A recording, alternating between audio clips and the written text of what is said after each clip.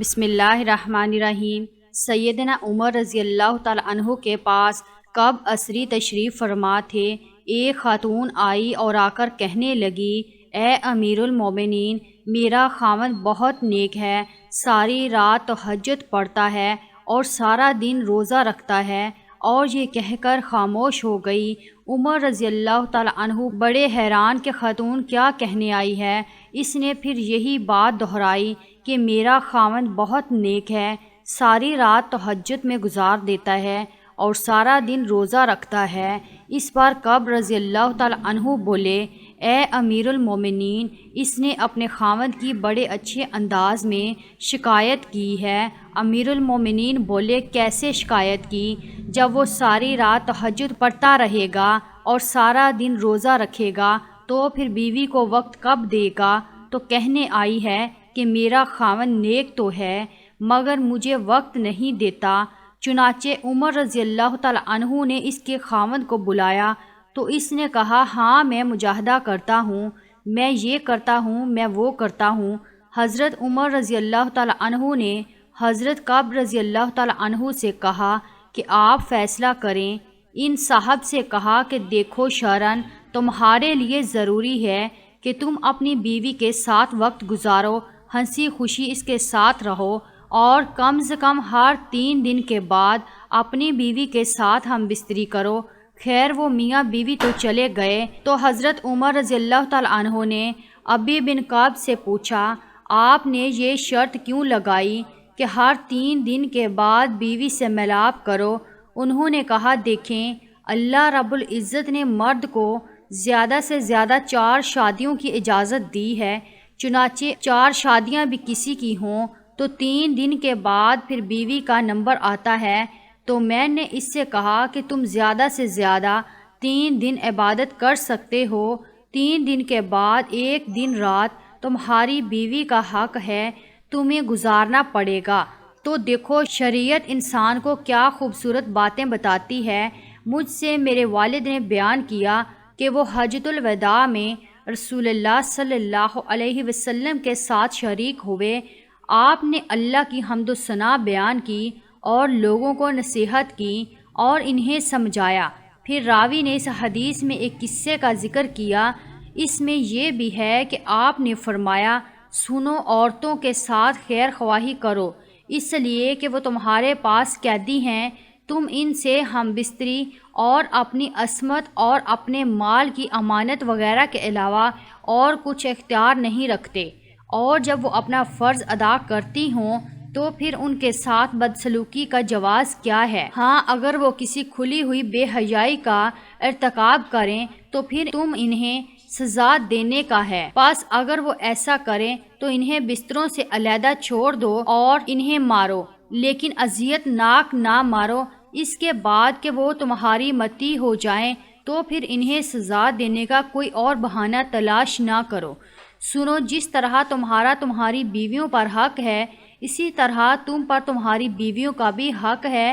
تمہارا حق تمہاری بیویوں پر یہ ہے کہ وہ تمہارے بستر پر ایسے لوگوں کو نہ روندنے دیں جنہیں تم ناپسند کرتے ہو، اور تمہارے گھر میں ایسے لوگوں کو آنے کی اجازت نہ دیں جنہیں تم اچھا نہیں سمجھتے۔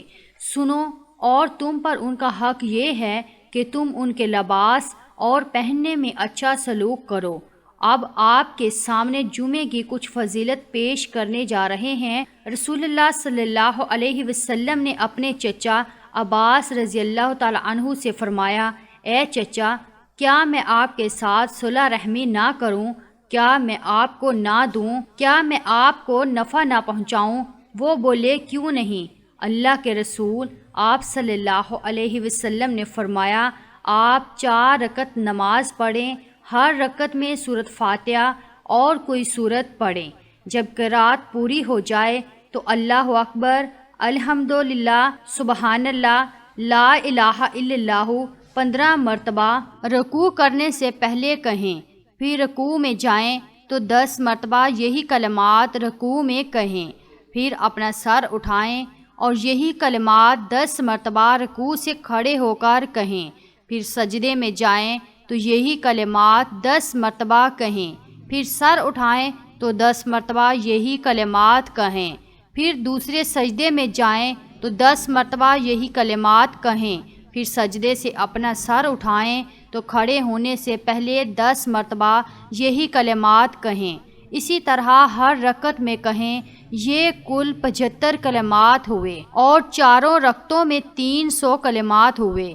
تو اگر آپ کے گناہ بہت زیادہ ریت والے بادلوں کے برابر بھی ہوں گے تو اللہ تعالیٰ انہیں معاف فرما دے گا۔ تو انہوں نے عرض کیا، اللہ کے رسول، روزانہ یہ کلمات کہنے کی قدرت کس میں ہے؟ آپ نے فرمایا، آپ روزانہ یہ کلمات نہیں کہہ سکتے تو ہر جمعے کو کہیں، اور اگر ہر جمعے کو بھی نہیں کہہ سکتے تو ہر ماہ میں کہیں۔ وہ برابر یہی کہتے رہے یہاں تک کہ آپ نے فرمایا تو 1 سال میں آپ اسے کہہ لیں۔ امام ترمذی کہتے ہیں یہ حدیث ابو رافع رضی اللہ تعالیٰ عنہ کی روایت سے غریب ہے۔ رسول اللہ صلی اللہ علیہ وسلم نے فرمایا، سب سے بہتر دن جس میں سورج نکلا جمعے کا دن ہے۔ اسی دن آدم پیدا کیے گئے، اسی دن وہ جنت میں داخل کیے گئے، اسی دن وہ جنت سے زمین پر اتارے گئے۔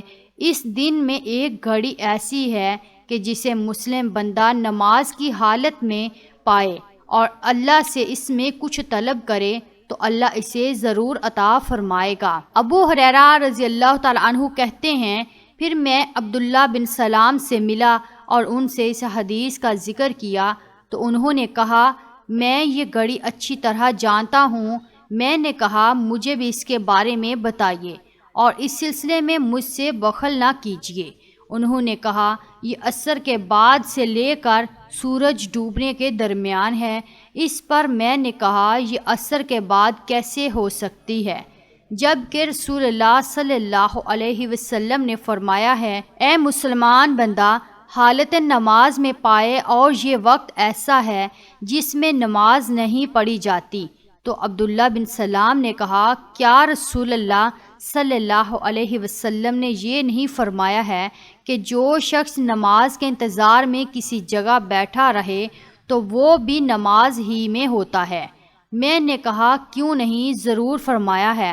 تو انہوں نے کہا، تو یہی مراد ہے۔ اللہ تعالی ہم سب کو نیک عمل کرنے کی توفیق عطا فرمائے، آمین ثم آمین۔ ویڈیو پسند آئے تو ویڈیو کو لائک کیجئے، چینل کو سبسکرائب کیجئے اور کمنٹ باکس میں اپنی رائے کا اظہار ضرور کیجئے۔ شکریہ۔